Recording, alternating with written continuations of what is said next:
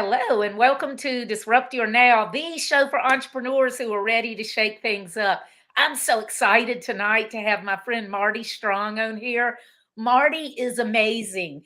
And I want to tell you first, hold on, darn, my phone just went out. I want to make sure I get the title to the book right. Marty's newest business book is Be Visionary: Strategic Leadership in the Age of Optimization. But he has another business book called Be Nimble: How the Creative Navy SEAL Mindset Wins on the Battlefield and in Business. And you've also written novels, right? Yeah, 9. Oh, Yeah. wow. Yeah, I knew it was a bunch.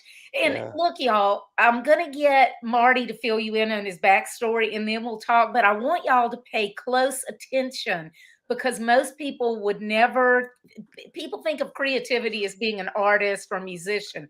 They don't think of creativity as being ideas and strategy and adapting as you have to.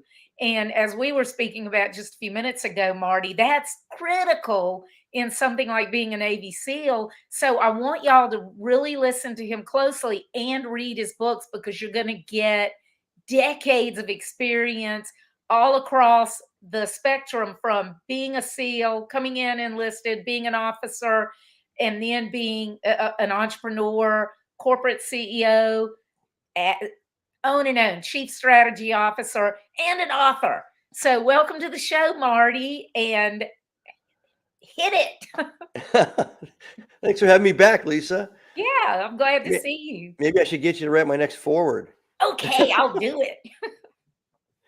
Yeah, that's a pretty good run up. Yeah, the both the books are doing really well, and I I I don't make a point in the books of trying to kind of point out to everybody that what they think Navy SEALs or Green Berets are all about is really Mhm, kind of a falsehood, but it is. I mean, there's the difference between conventional operations. I mean, they used to call special operations unconventional operations, which I think is mhm. the perfect label. They should have stuck with that Yeah, because unconventional means unconventional thinking. It means unconventional mission planning, unconventional and creative and innovative ways to solve whatever the mission impossible problem set is. mhm. And that's really, sure, they can all do push-ups and they can all take a lot of stress and everything, but they have to be able to think the problem through. And that Yeah, whole part of it is just kind of left on the cutting room floor in movies and TV shows because it's not as interesting. It's yeah. not as flamboyant. It's not as, And because I want people to understand the reason that is so important in special operations is because you have small teams of people put out there where on their own, right, Marty? And yeah, so you have to be able to adapt to anything that comes your way. right. So you do have, I mean, you have to get, permission, authority, et cetera, approval of your plan. Yeah. But the other part of this is where the creativity comes in is about 70% of the time when you get ready to launch and actually execute this plan. And if you had a long time to put the plan together, it's probably more of a disconnect. But even if you had a short period of time, the intelligence, the assumptions, the underlying information that you were given about the target, about the adversaries, whatever, has already become stale or Mhm. or completely moot. So, you know, the bad guy moved. That's a simple one, Yeah. right? He Mhm. moved 22 minutes before you parachuted into the ground. Now you're sitting there in bad guy country and you go to the place and there's nothing there but chickens and goats. And you're like, Mm. oh, I mean, so that happens a lot. Yeah. Um, the When I was in an operation, we used to call searching for those high value targets Elvis ops because it was everybody kept telling that they saw Elvis over there, they saw Elvis over there, and we're like, okay, yeah, what are we going to do today? We're going to do Elvis ops. Going Mhm. after caches of weapons and everything, same story. We called those treasure hunts because about half the time you'd show up there and it was a dry hole, there was nothing there. Then Yeah. the people that live there go, "What are you talking about?" And you got metal detectors, and so a lot of the missions don't end up being executed anything like the plan. Yeah. But when you do get there and there is an actual target, but it's different, you have to basically do improv. Mhm. And that's what you're all trained and prepped to do as a continuum. Everybody realizes that. And from the leaders on down, okay, guys, we're going to back it up a couple of steps. We're going to figure out how to play pickup basketball here because things have changed. Mm-hmm. You put your heads together in a huddle. You come up with a very simple plan, kind of like a 3-act play. Boom, boom, boom. Everybody nods and they go, let's do it. You do it, and you come back. It wasn't Yeah. like the big, complex, rehearsed and briefed, you know, show for the road that you presented to everybody. It's Mm-hmm. usually it's simpler and it's just as effective. And because it's a small team, you are agile. You're able to adapt really quickly. You're able to assess the problems, figure out the strategy of, or figure out your goal of addressing the problems, the strategy of how you're going to achieve your goal, and then hit it, right? Yeah, and you're relying on each other in a more dramatic way because it's a small team. So Yeah. one of the metaphors for that in SEAL selection training is a log. They have a log that was, some maniac figured this out, cut it exactly, probably in the 60s sometime, cut this log exactly to a length that would only allow 7 human beings to be under the log with the log on their shoulder. Mm. You can't put a single other person on there no matter how hard you try. Mm-hmm. And it's also so heavy that it's pretty hard for 6 people to move the log around. So you need Oh, 7 people and you need cool. 100% effort. So 1/7 of the mission requirement, the resources to move that log from point A to point B, is one man. And Mm-hmm. if one of them decides not to carry their weight, you can't carry the log. You can't move the log. So it becomes this weird kind of metaphor for teamwork and reliance on each other and 100% effort and commitment. And you kind of put that together with that other, little vignette we just went through about Mm-hmm. creativity and just basically doing pickup basketball when everything's changed. And you have this really interesting combination: discipline, self-discipline, team dedication to the mission, to each other, and then all this creative, innovative improvisation. Yeah, and because y'all trust each other so much, you just know when you're out there operating, you just know you're not having to worry about whether somebody's doing what they're supposed to do, of course, unless something happens to them. But that thing about the 7 people in the log, I've never heard that. That is so cool. So that's actually something like an exercise or training that y'all did. It wasn't Yes. just a metaphor. Yeah, it's done. I think primarily it used to start around the second week of training. Okay. It's in Hell Week, which is the third week of training. Yeah. So yeah, and then there's a lot of other tricks that they use to try to explain the same, kind of get the same point across. But it's it's probably the easiest thing I've ever used to explain that total 100% commitment to each other, Yeah. because anything less than 100% means you don't have enough people. You don't have Mhm. enough resources to make it happen. So you can't let the team down, Yeah. and you don't. That is really cool. I want to get into your book, but I want to tell the listeners that, I want you to think about Marty's background, the fact that he went from enlisted SEAL to an officer, came out, started a business. You sold it, right, Marty? You sold the Uh, business? no, I went into managing money for almost 8 years Oh, first. okay. Yeah, and then I Okay. got into a business, and me and the founder ended up selling it to the Okay. employees, actually. And Okay, yeah, okay. That's what got me mixed up. And so, an acting CEO, an acting chief strategist, that is a really wide variety of experience over a good number of years.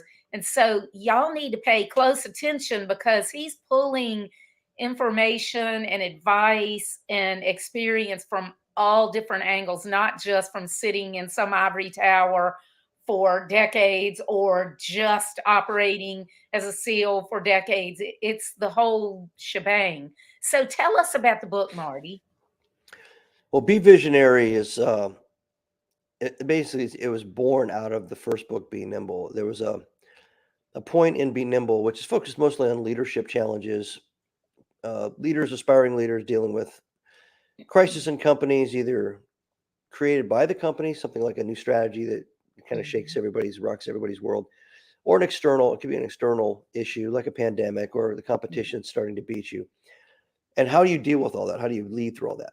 And in that book, I noted my thoughts about strategic thinking that had been distorted over time. And we're in the military. There's it's taught and it's very clearly understood. There's a tactical level, an operational level, and a strategic level. Mm-hmm. So most junior officers, junior enlisted, never touch the strategic level. That's always done by generals and admirals and things like that. But we know that we know it's different. It's not the same as tactics or operations, and we know that operations are put together to support the strategy. Mm-hmm. So we know how that it's kind of a 1, 2, 3 step thing, and everybody gets it. You get out into the commercial business world, and it's hard to find anybody that can explain that if you ask them. Even if you Google it, even if Yeah, you Google it, it's yeah, like you get all different definitions, and people will be giving. They'll be like, "Well, they're kind of the same thing." So I yeah. think that's So, really wild. so I in Be Nimble, I talked about I made the distinction of those three kind of levels of play: Mm-hmm. technical, tactical, operational, and then strategic. And the point I was trying to make was you can be spot on at the technical, tactical level. You can be executing all those little to dos every day perfectly. Yeah. And operationally, your budget might be really good. You might have a really good organizational system. You've got all the operations of the company wired down. But if the company's going in the wrong direction, if it's making the wrong product, it's selling it to the wrong people in the wrong place, what's missing is strategy. Somebody Yeah. hasn't thought out the cardinal direction and the end state for the organization, which, by the way, changes because the universe changes, the world around you, the environment changes. So you can't really just plant your flag and say, we're just going to go this direction for 40 years and never even look up to see what's going on. Mm-hmm. But a lot of organizations do that because they don't go through the strategic exercise. I had a lot of readers of the first book, especially CEOs, say that one part where you discuss that's missing also. Where do you Yeah. learn that? They don't teach it in college. They don't teach it in companies. You're supposed to do it when you get to the top of the org chart. When Right. you, And then you're like, oh, okay. How am I supposed to do this? yeah, And I want the listeners, even though Marty's talking about CEOs of organizations, this to me is one of the biggest problems I see with entrepreneurs and owners of small businesses. They get so caught up in the tactics in their to do list every day. They have their nose to the grindstone. They don't take a look up. And not only are they missing things that are going on in the business world and in their industry, their own life is changing. And they may be building a business and going down this road, but that isn't even where they want to be in 5 years because they're mimicking what other people are doing. So I just want to point that out to y'all. When he talks about corporate CEOs, just think about it with yourself. If you're an entrepreneur and not in the corporate world, think about it that way because it's the same problem. It's just it might be a few people in the entrepreneurial world versus a bigger team in the corporate world. and you're exactly right because a founder, small business owner, a mid-level company leader, whether it's a president or a VP, they all have the same challenge. They all live in the same competitive universe as far as the business world. But same thing with politics. China's got a strategy that they put in place about 15, 20 years ago, and it's like a 25 or 30 year strategy. Mhm. Well, the United States doesn't have a strategy. We basically throw something out there, Every and two and it and years. it's so generic, Yeah. and it's generic so that everybody can kind of say, well, yeah, I agree with that too. And every administration changes out, and the strategy just kind of stays the Mhm. same because it's not really a strategy. Yeah. So the I did some research. I started looking at the essentially what became clear: the short-term gratification in publicly traded companies, because it was well written about, and how when they started changing compensation for senior leaders to stock options, it made more sense for senior leaders to plump up the value of the stock in the Yeah. short term before they were either fired or they quit. Because the average C-level executive spends like 3.5 years in their position in the United States. Mhm. So that means that you have 3.5 years to get that stock pumped up. Now, nobody dislikes that because that's what the shareholders want. Everybody wants Yeah. it. But there's ways to do that. One is you don't pay dividends, you don't invest, you don't put money into research, Mhm. you don't create a lot of new products and services. You basically strip costs. So Mhm. you do all these things, and what you're doing is you're husbanding cash, and you're not spending cash to grow the company for the future, or investing in the people to grow the company for the future. And what happens is your stock price goes up because it's based on how much cash you have, right? And then your stock value goes up, and then you're gone, and the next person comes in. So I started reading that. It's okay, that makes sense. It's a little human nature there. It's self-serving and for everybody involved, right? Yeah. Shareholder value driven. But is that happening in the private sector too, where they aren't necessarily handing out stock options? Well, it is. Yes, for sure. For Yeah, but sure. I want you to tell what you've seen, and then I'm going to tell you what I've seen. yeah, it's for a different reason. It's not because they're getting incented to not invest, to not think of the future.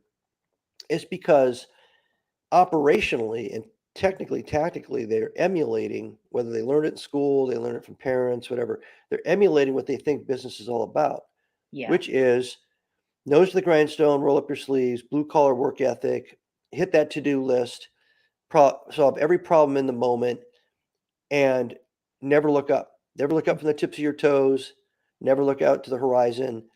And that's what it is. It's grinding all the time. And what in that situation with that kind of layer or multi-layer below, publicly traded companies, they can go years and years, and you meet people and they never look up.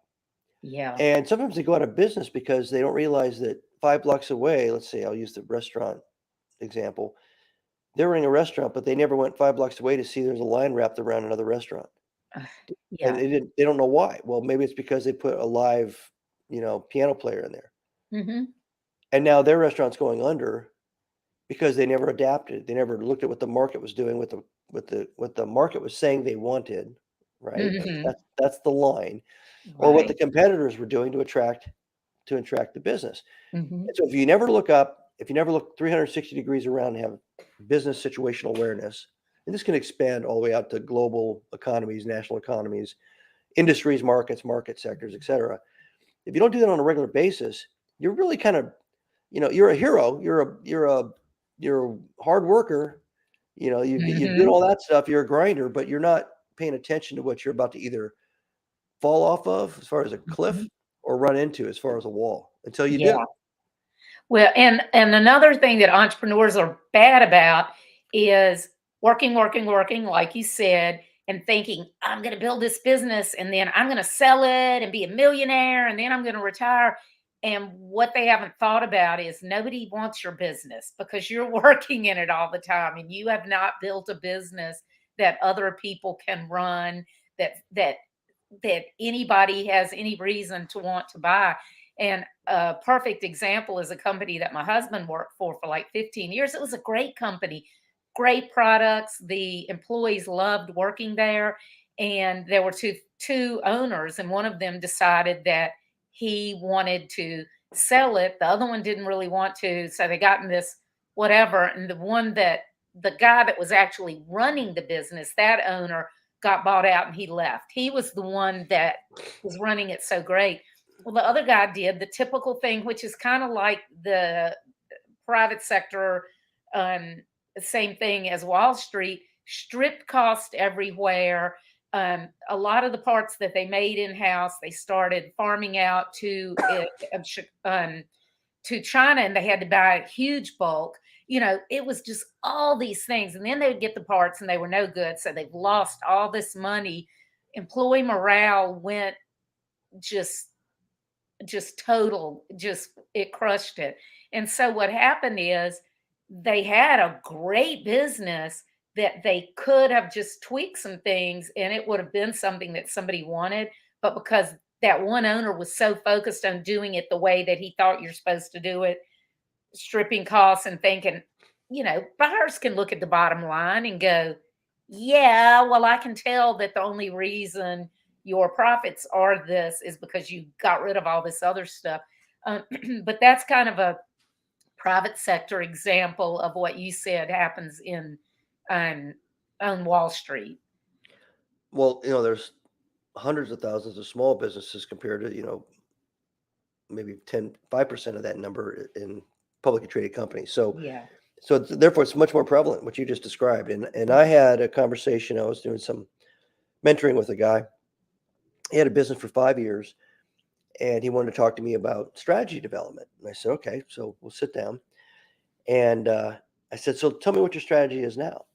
And so he took a deep breath and he starts talking.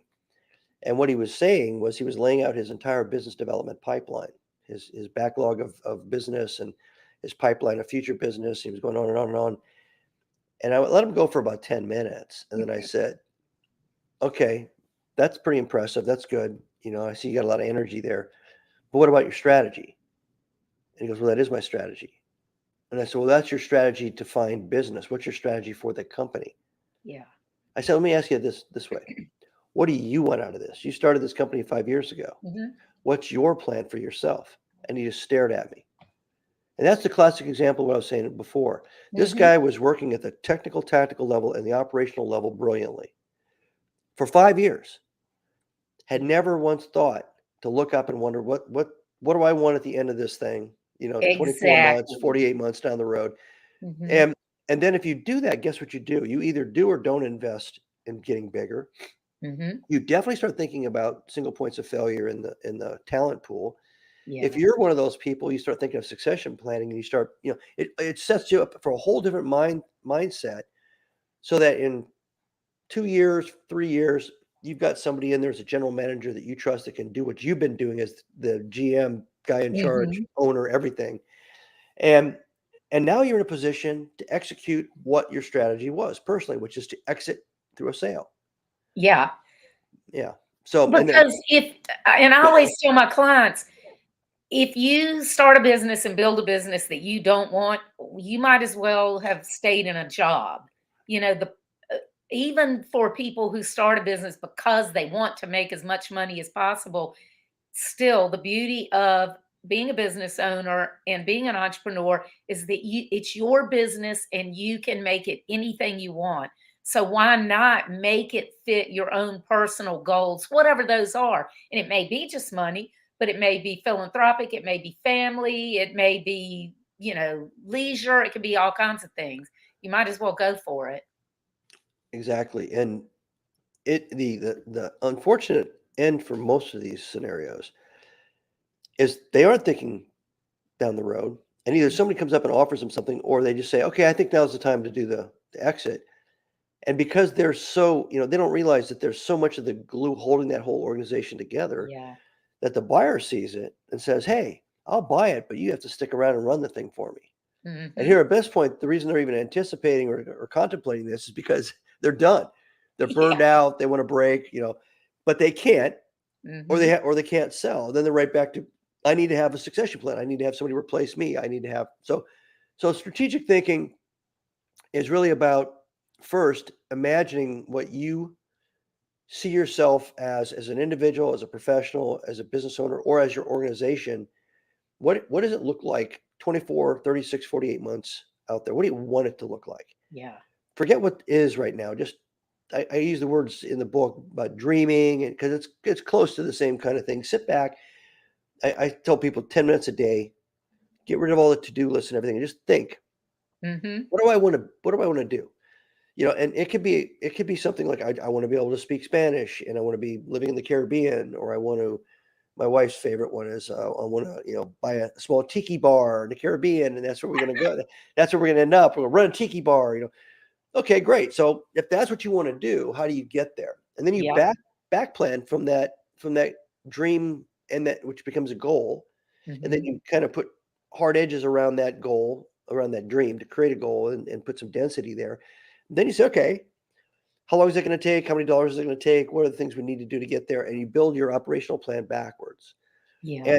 And whether you're doing what I'm talking about, if it's a retirement thing or if it's a business, and some people like me, I love starting and growing businesses. Hmm. What I don't love is sitting around and maintaining businesses ad I nauseum. hate it. Same here. Talking to HR and talking to legal and Yeah. and and that kind of stuff, and looking at contracts. And if I don't have some kind of juice, you know, some kind of heat related to growth or breaking through something or trying something new, Yeah. I'm bored out of my mind. So that Hmm. would be a reason for me to want to exit. It would be I've outlived my stay, and maybe it is I've achieved what I was supposed to achieve business wise, and now it's a stable structure. Yeah. But I'm not the right matchup anymore for that. So that's my justification for finding something else. Yeah. And what you said about the dreaming and knowing what you want a year from now, 3 years from now, 5 years from now, a decade from now, um, that gives you for every decision that you make, you have like a lens to look at it through to say, is this getting me closer to where I want to go, or is it taking me further away? If it's taking me further away, I need to adjust this thing that I'm thinking about doing. I need to adjust it so it's getting me closer to where I want to be instead of further away.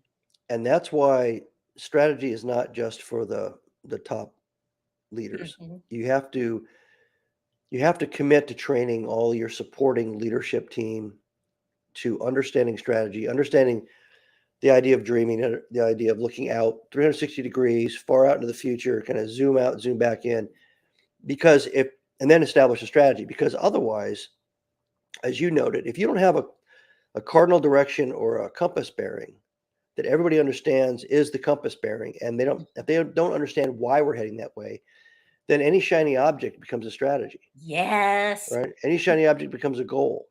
And Mhm. you start swerving all over the road, metaphorically, over time, burning resources chasing things because they seem in the short term to be attractive. So you have to vet any idea, you have to vet any goal, objective, concept, strategic or otherwise. And if you have a team that are all thinking the same way, that vetting process is shorter and it's more cohesive and coherent. So if you can adapt it as the senior leader, immediately push that capability for all your leaders to think that way Mhm. down, and you've basically created what I say in Be Visionary. You created the dream team, and maybe you've also created the technical review team that's going to try to punch holes in the with the art of the possible. So because you need both, you need the yin and the yang. You have the dream, Right. Yeah. you have the dream, you have all the stuff, and you come back and you say, okay, you know, we've decided that pigs can fly, and then the other guys go, well, there's this thing called physics, and we're trying to, so you have to have both sides. Yeah. Yeah, because the people that are punching the holes in it might go, "Yeah, but we can build an airplane for the pig and then he can fly." Exactly. That they might see a more practical approach, and and I talk about in the book that you have to have some intellectual maturity here as the leader, because especially if you're a visionary leader to start with. Yeah. So you're the person running up and down the hallways trying to get everybody to join the band. You're the excited person. This is a really great idea, and you have to be Uh-huh. careful that you don't make it so clear that you've already decided, that Yeah. everybody just salutes and gets on board whether they agree with it or not. And the other part of that is you also have to make sure that you ask people to look at it and tell you that your baby's ugly. Mhm. You need to have that kind of maturity. You have to be open to that kind of candor and criticism, because if you really want it to work, it's got to eventually be turned into an optimized battle plan. And that means those kinds of people that don't like the dreaming conceptual stuff so much, they're the Mhm. ones that are going to carry you across the finish line. They're the ones. They're going to do the blocking and tackling to make it work. So you have to listen to them. You have to give them their due, their credible input. And that takes a little bit of maturity for you to kind of back up a little bit and say, okay, I mean, it is. I mean, you take an idea and you lay it out there and you say, okay, stomp on it, you know, and you've got the authority to say stop stomping, or Yeah. or stomp lighter, or you can modify the outcome really easy as a senior leader. Yeah. For sure, and it definitely takes maturity and a sense of self. I don't even know the word I want to use, but to be able to throw those things out there and to give people the freedom to give you the real feedback, as you mentioned, not the feedback that they think you want to hear. Just like Yeah, a lot of famous people. We all every day see famous people have problems because, and you can tell it's because they've surrounded themselves with yes people. And we as business owners and managers and executives need to make sure that we're not doing the same thing. yeah, and I mean, if you look at all the great entrepreneurs on the kind of the innovation side, the Teslas, the Edisons, Steve Jobs, and now maybe Elon Musk, they Mhm. tend to be lone wolves. Yeah. They do not have an entourage. They do not surround themselves with sycophants that they're telling them what they want to hear, or saying, "Hey, you're the greatest since since Yeah. sliced bread." And at the same time, they're aggressively getting professional, technical people, et cetera, to try to challenge what they did. It's either that, or with Tesla and Edison, they went into an incredible discipline of a flurry of experimentation. So they were doing it to themselves. Try, fail, try, fail, try, fail, hundreds of times until Right. suddenly it worked. And they want to fail as soon as possible. Right. Because, they know that if they experiment 100 times, the 100th time will be the time it works. Mm-hmm. And so they put in that effort. But there's a lot of that lone wolf stuff with people that really have kind of breakthrough. They take a vision. I want a computer slash phone the size of a pack of cigarettes. Mm-hmm. And to say that to a room full of engineers that are like, oh, okay, if it's a computer, it's gonna be the size of a shoebox, Mm-hmm. and then say, I'm not kidding, Yeah. and then everybody gets really quiet and, oh man, he's not kidding. So there's a great couple of stories with Elon Musk with the Boring Company, but one of them, the Boring Company, is a company that creates this. Essentially, it's a machine that makes holes in the ground for tunneling. I know, and I love the name of that company. Yeah. Excuse me. So Elon Musk, in one of the biographies, they couldn't get the permits in Southern California because what he thought was, I have this great idea. I can burrow underneath the freeways and create a rail system, and this Mhm. thing is extremely efficient at making tunnels. It's actually being used now up in the Northeast, but at this point it hadn't been tested. So his lawyers came back and said, yeah, we can't do this. They won't give us the permits. They said, okay, what about on our own property? And they said, well, if we do it on our own property, we still have to leave and go under somebody else's property. They won't do it. And Musk supposedly said, well, we don't have to go horizontal. And so they took the machine and they started digging vertically in their parking lot at Tesla. Oh, cool. And they started showing, demonstrations of it and everything. And so think about how a mind has to be like that. Lawyers Yeah. said, we can't do it, we can't do it, we can't do it. And what about vertical? Yeah, you have to break free of what you think something is, or even what something is. And I'll give you a personal example, and I'm not putting myself on the level of Elon Musk at all. But back in the late 90s, and people who follow me already know this, so I apologize. But back in the late 90s, I had a client who published a set of technical books, and she was going under because she couldn't afford to take them back to print. And had been a developer for a few years by then and had my business. And I said, well, why do you have to print them? She goes, because it's a book. I'm like, yeah, but we have this thing called the internet now. Let's figure out a way that you don't need to print them. And so we created one of the first subscription-based businesses that wasn't an ISP. But she looked at me like I had three heads when I said, why do you have to print it? She's like, it's a book. Of course you do. And then, of course, everybody does that. Ebooks, PDFs, everything. But that was so much fun, though. But it's hard to do. It's hard to take that step back and force yourself to get rid of all the assumptions and even the things So, do you have some good examples from in your books or any of your clients or your own companies that you can share? Well, I run into the same exact thing. And it's not resistance. It's not emotional, psychological, intellectual resistance for resistance sake. Yeah. You got to think about all the people in a company. Where do they come from? Were they creative? Were they risk takers? Were they experimenting in their youth when they were, in grade Mhm. school, when they were in middle school, when they were in high school? And if the answer is yes, up to a point, when you start having a hard time saying yes, well, why? Because what we do as a society is we try to pound all that out of everybody. Yeah.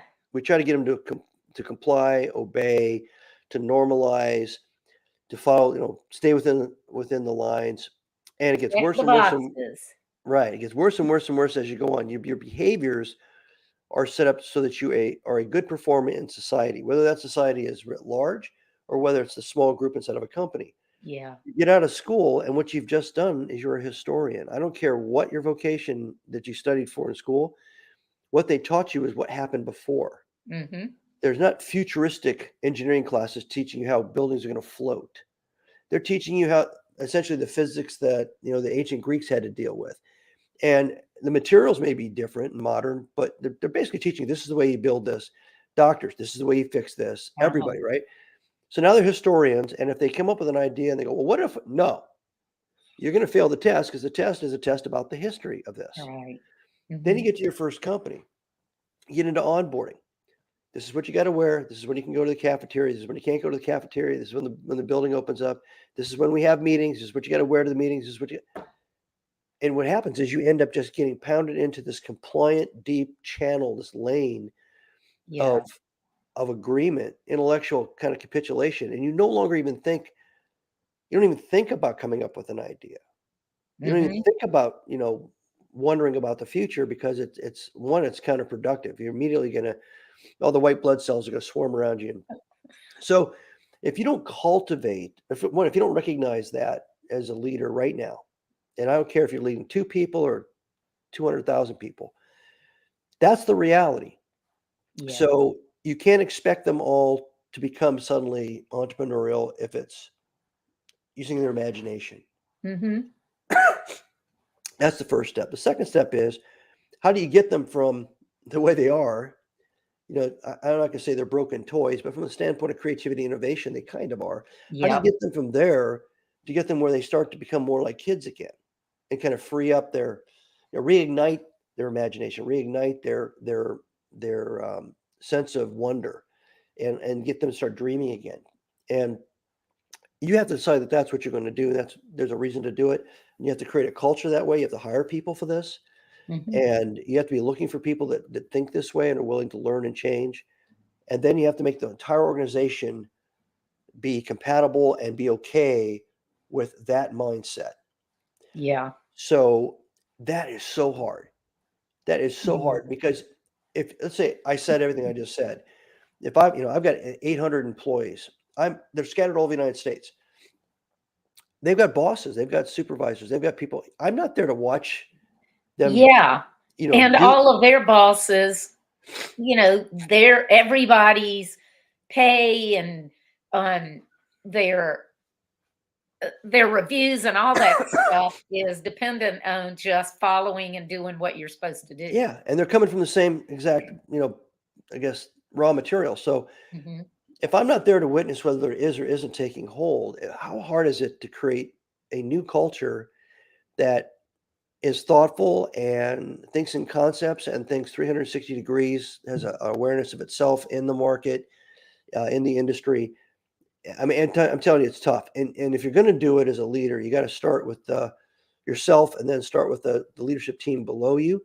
Yeah. And you may or may not be able to penetrate to every layer depending on your size, but it takes a while. And I have tried through force of will and through personal energy to do it. And I will tell you that everybody defaults back to the average Yeah. if you're not in a constant state of engagement. And as a senior person, you've got to show them every day it's okay to make a mistake. It's okay to experiment. It's okay to think a wild, crazy idea in a meeting. It's okay. I like that. I want that. If you don't constantly do that, they just go back to what they have more time doing, which is obeying, complying, Yeah. and acting and thinking normal. So it's a huge challenge. I can't say that I've actually cracked that nut in organizational leadership yet. Well, yeah, because you're trying to undo decades of training for hundreds and thousands of people. When you talk about it being pounded out of us, even as children, I could not believe this when my oldest child was in third grade. And I'm really good at math. My degree was in accounting. I used to be a CPA. I love problems. And so when they were in third grade and they were starting to get into more advanced math, I would sit down with them and teach them like the tricks of how to figure out the solutions to these mathematical problems. No, couldn't do it if they did not do it with the exact steps that Hmm. they were supposed to do, the answer was wrong. It didn't matter that they got the correct answer. They had to do the absolute exact steps. And I was just like, okay, I get it. But can you let them do it that way and then let them do it this other way? Because if you let somebody learn to think for themselves, they have so much more power. That just blew my mind. And I don't know why it did. I should have realized it after all of my years in college, but that was really wild because you think numbers are numbers. Yeah, I was involved in something in creating curriculum in the SEAL teams, and there was something that everybody perceived to be advanced because of where the source of the information came from. Hmm. But it was actually extremely simple and straightforward. And the the process, the methodology that was being taught took the learner in a much quicker pace to a much further, down the road of learning and understanding. That they became more competent, capable in a shorter amount of time, and yet it was considered quote unquote advanced. And Hmm. so I was pushing to have that actually put into the basic school for buds, and everybody was saying, no, that's advanced. I said, no, it's not advanced. It's actually simpler. It's, keep it simple, stupid. It's actually what you're teaching right now is super complicated. It's was derived from something that engineering came up with in the 1950s, and it's so hard to explain. It's even harder to teach, and we have to lower the bar on what the end state is because it's so hard to learn and understand. And this went back and forth for about a year. So they finally let me experiment, and suddenly an entire training class was like, leaping so far forward that they were already into the subject matter that wouldn't have come up for another year Wow. in their intermediate training as SEALs. And so they, all right, you know, it was That like is so it was like cool. your workaround with coming up with the solution in math. Hmm.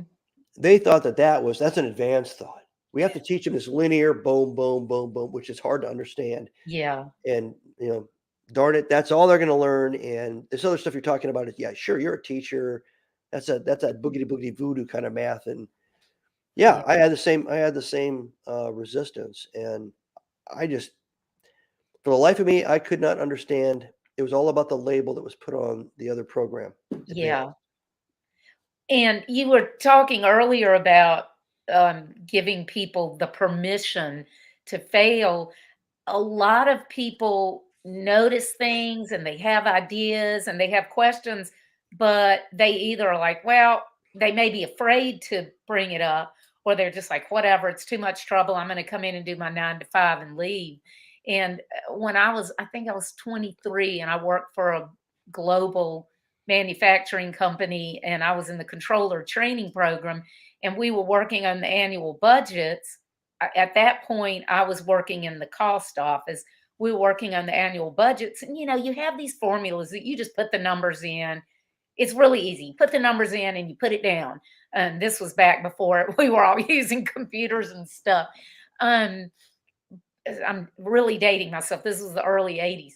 And I remember I was working on one of them and I'm like, this doesn't make sense. This was in the textile industry. We were bringing wool in from all over the world and, raw wool and, going all the way through to making it into fabric. And I was like, this doesn't really make sense. And my first instinct was, whatever, just going to do it. But then I'm like, I just can't let go of things. And so I went and talked to my boss, but I acted like I took it to him like, I don't understand this. Can you explain it to me? So instead of saying this is wrong, I said, I don't understand this. Can you explain it to me? Because it looks like this is already in this other waste formula. Explain to me why it's not. Because it looks like to me it's in there twice in two different formulas. He was like, oh my God. They had been doing it like that for decades. And they had to run it all the way up the chain because I mean, as you know, the waste formulas and everything, they affect everything else. So, Yeah, but see, your insight in objectivity, which again kind of comes back to accepting people's input. In the SEAL teams, the youngest guy gets an input to the mission plan. Doesn't matter if he's got combat experience or what his rank is. If he has an insight, it's okay to toss it out there. mhm, And sometimes the new guy comes up with, the trick. Comes up Right, with the because they're not jaded. They right. don't have they don't have as much experience to make them make the same And decision. experience, depending on how it's applied, experience can become tradition. And tradition is just another shackle, another set of white lines to not to cross. So, and if you think about the social impact of being different and acting different and thinking different within an organization, just swap out a good business idea and put in UFO sighting. Mhm. Everybody that you talk to or you watch on documentaries or whatever, and they say, what you saw this UFO in 1962. Why didn't you tell anybody? I didn't want to be ridiculed. I didn't want to Yeah. be ostracized. I didn't want to be driven out of my community. I didn't want Everybody to. laughing at you, thinking you're Yeah. crazy. And that's what happens in these organizations. Susie or Johnny in cubicle 5 or over in the corner desk, they're stifling themselves. They won't say what you observed as far as the waste calculation. They're going to say, nah, and Yeah. no, because they don't want to be ridiculed. They don't want to be Mhm. ostracized. They don't want to be a pariah within that little social group. Yeah. And so that's what I mean by giving permission. You have to make everybody, not just a person, but everybody. You can't just have an evangelical kind of approach to this and say, I'm going to pick the 3 people I think are creative, because they have to live and eat and act around all the other people. Yeah. So you have to let everybody realize it's okay to see UFOs. It's okay to report UFOs. It's okay to draw pictures of UFOs on paper with a pencil. You have to make it an okay zone. It's okay to do all this. Mhm. Otherwise, you're not going to get these insights. And almost always, they don't come from the expert. They don't come from the person that's the traditionalist, dyed in the wool, been there, done that forever kind of a person. They're going to come from, the person that just joined the company. Yeah. And if they say, well, why do we do it this way? What happens normally? If their peers don't say, shut up, it's the way we do it, you don't want to bring that up, then the next reporting level of supervision says, yeah, nice idea, but no, we've been doing Yeah. that successfully for years, which Mhm. means shut up. And if you stay here for the next 20 years, still shut up. Yeah. And it means that if it is something like a formula, the very, very, very top has to admit, oh my God, we've had this mistake, and they have to own up to that. So it's just this whole chain of events and ways of thinking that feed off of each other. It's all human nature. I mean, if you Yeah. look at it, it all makes sense. When you lay it all out, everybody goes, yeah, I can see how people would act that way. Well, Yeah. because people act that way. But that's why DARPA exists, because they take these weirdos and people that think differently and put them all together and just let them. Not that I've ever worked with them, but so I'm only saying what I've heard. But they go try something. Right. I mean, that's the classic think tank idea. If Hmm. a think tank becomes groupthink, then it's useless, right? Yeah, for So sure. you have to put in all kinds of divergent points of view, angles of attack. You put people in from the wool industry, somebody that builds cars, somebody that sells suits for a living. You put all these different kinds of disparate Hmm. people into a room, Yeah. and then you throw the challenge or the issue that you're trying to solve up on the board, and you let everybody go at it. If you end up with the same kinds of people with the same level of experience, what you've basically done, if you're just confirming all their, it's confirmation bias by tradition, and because the experience equals tradition, therefore you have compliant, obedient professionals sitting in there, and they're going to give you an answer in a very narrow Hmm. range because that's And all they if can you do. and if you bring in trainers from outside of your industry or whatever, that there's a way to make almost anything relevant to other things.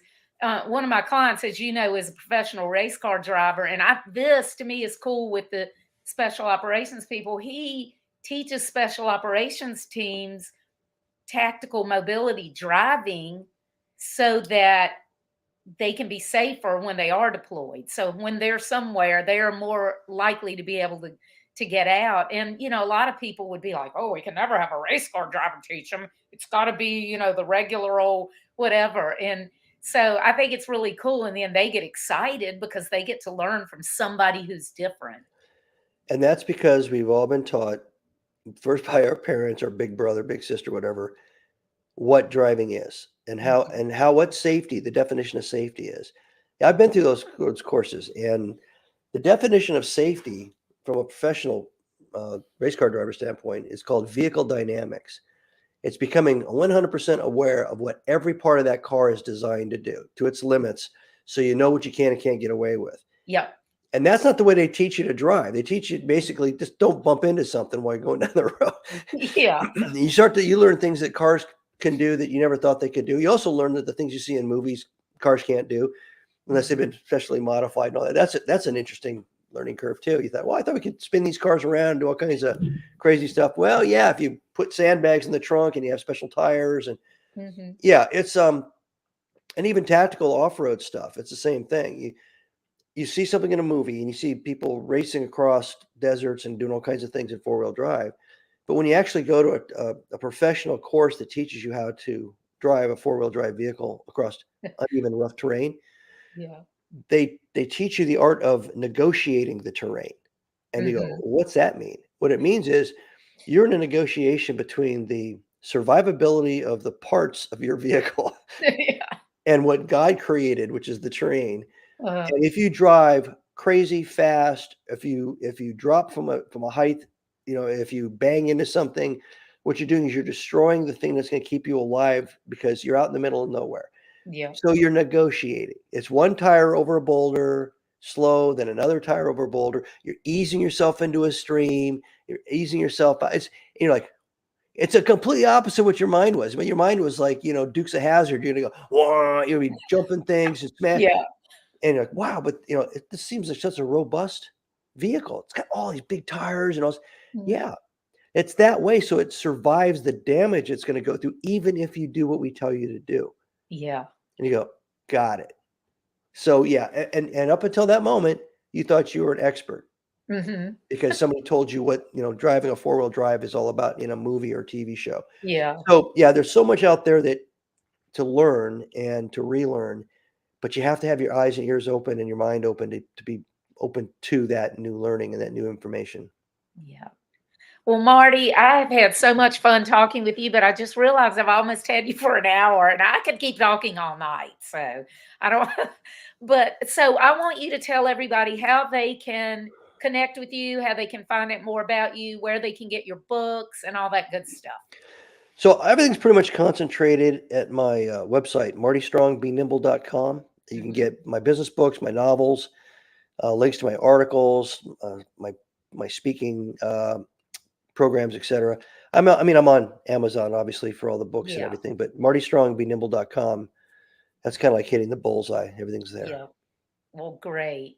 Thank you so much for coming on. I cannot wait to read the book. I confess I haven't been able to read it yet because I've got so many other books that I'm in the middle of reading, but I have ordered it. So I'm really excited about reading it. And I've just had a ball talking with you tonight. I hope the listeners have enjoyed it as much as I have because I just love talking with people who think so differently. And I really appreciate you coming on with me. And I appreciate you having me, Lisa. It's been fun. Thank you. I'll see you later. All right. Bye bye.